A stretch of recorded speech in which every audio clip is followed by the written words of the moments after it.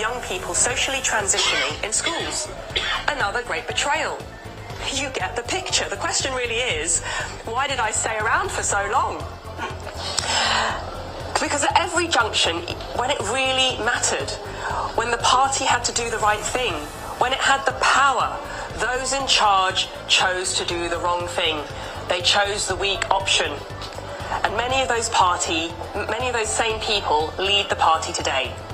And yet I still stayed loyal. And when I diagnosed all of these problems after the last general election, the leader herself said I was having a nervous breakdown, something she seems to have repeated again today. As Nigel said, those attacks say more about them than they do about me. So for some years now, I think you can see that I have been out of step with the Conservative Party. And in truth, I have felt politically homeless for the best part of 2 years. I've been ashamed of the Conservative Party. It is why I spent the 2024 general election campaign apologising to local voters for my party's record and asking them to vote for me in spite of my party allegiance, not because of it. It's why I was the first Conservative MP re-elected that night to apologise directly to the nation for my party's failings. It is impossible to defend the party's record in office or to even believe in its policy for the future. The people, the instincts and the factions are all the same. But now is also the time to acknowledge a deeper truth about what is happening in the Conservative Party, much more important than any personal attacks or friction. Conflict and debate is normal in politics, and the battle between right and left has been there for decades within the Conservative Party. The Wets and the Thatcherites, the Remainers and the Leavers, the ERG, which I used to chair, or the One Nation. That is politics. No party is perfect. And the party I joined in the 1990s was about low taxes, Euroscepticism, law and order, tradition and patriotism.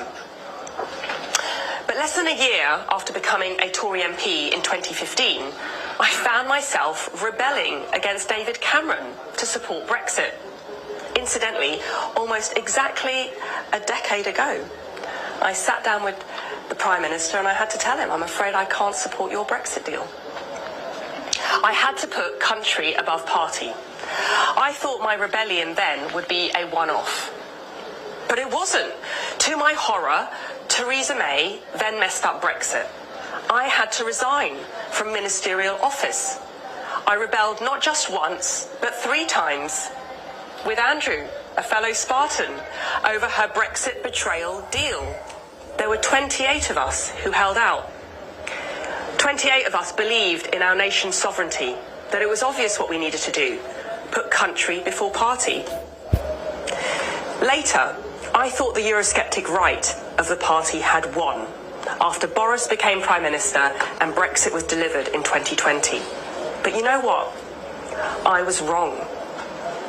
Brexit was actually a facade for what turned out to be a largely Lib Dem, socialist light agenda.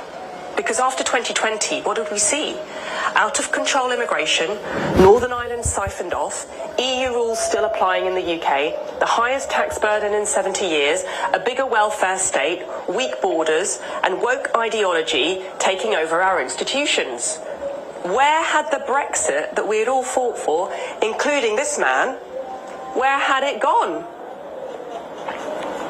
So what followed Brexit was my rather lonely attempts to cut immigration, leave the ECHR, tackle Islamism and boot out failing